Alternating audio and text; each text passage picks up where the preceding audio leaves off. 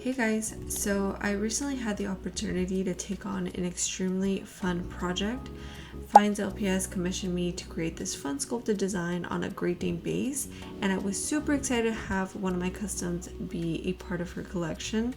For those of you who do not know, she has a large collection of customs from various artists on Instagram, so I felt absolutely honored to create something for her.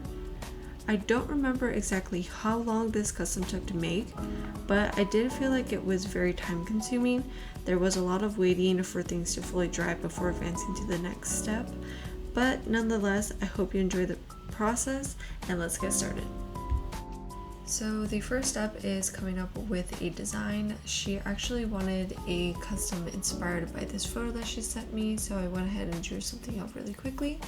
And then I went ahead and started off using a white base, and then I went ahead and cut off the ears and the tail. And then using polymer clay, I went ahead and sculpted the fur on the face, and I went ahead and sculpted the tail as well as fur on the chest. Here is what the custom looks like after baking. I really do like using polymer clay to sculpt with. I find that it's easy to work with in terms of blending and sanding after it's been baked. But it's also sturdy enough without it becoming heavy, which is also very nice. And so far I've had great results with polymer clay, and it's quite affordable as well, so I really like it. Next, I am using the ears off of this chinchilla base, and I'm cutting them off. And I am attaching them to the base of the custom. I use super glue as well as wires, and then I surrounded them with epoxy pudding just to add extra strength and support. And then using that same epoxy pudding, I went ahead and sculpted the eyebrows. This is actually the first time I've ever sculpted eyebrows on a custom, and I was very pleased with the results, and I think they looked very symmetrical. I think I let the base dry for about 48 hours before I started painting it, and then the first color that I used was the main color, which is this custom brown. This is a stage where you can really tell how smooth your sculpting is, and if there's errors, I go ahead and fix it before advancing to the next step. Next, I went in with a lighter brown. This brown is slightly lighter than the base color, but it's used to paint the facial details as well as the underbelly and the paws and the beginning of the tail ombre.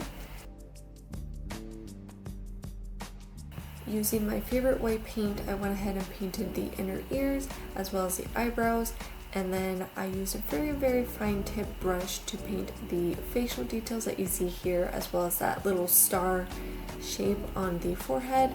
And then I also went ahead and painted the tip of the fur on the chest as well as the underbelly. Then, using different various shades of tans and browns, I went ahead and created this ombre on the tail as well as the chest. Going back to that second brown that I had used previously, I went ahead and painted this cheetah print on the base of the body, and then I also added the details such as the whiskers on the muzzle, and I painted the nose. I went ahead and painted the eyes off camera.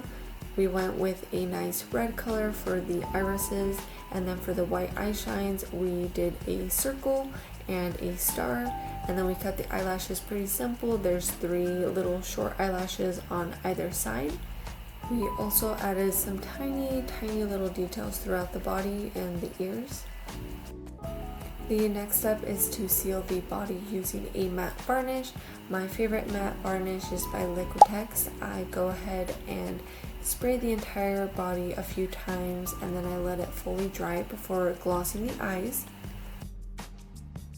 The final step is to gloss the eyes and the nose. I like using the Littlest gloss, and I like painting 2 to 3 or maybe 4 thin layers of gloss onto the eyes and the nose. Make sure you let each layer fully dry before moving on to the next. I think adding the gloss to the customs really completes the look, and it just brings the whole design together. And here are the end results. I am very happy and I'm very pleased with how this custom turned out. I'm very happy that I was able to try something new and kind of challenge myself and my capabilities on sculpting. I hope to take on more projects like these in the future, so if you're ever interested in commissioning me, make sure to check my Instagram and send me a direct message. So that is it for today's video. Thank you again to Fien's LPS for commissioning me to make this custom. I was super excited to take on this project, and thank you for trusting me to do a custom that I don't usually do. So everyone, make sure to go give her a follow on Instagram and let me know what you guys thought of this custom and of the process of me making it, and expect to see more sculpting in my future customs. Until next time, bye!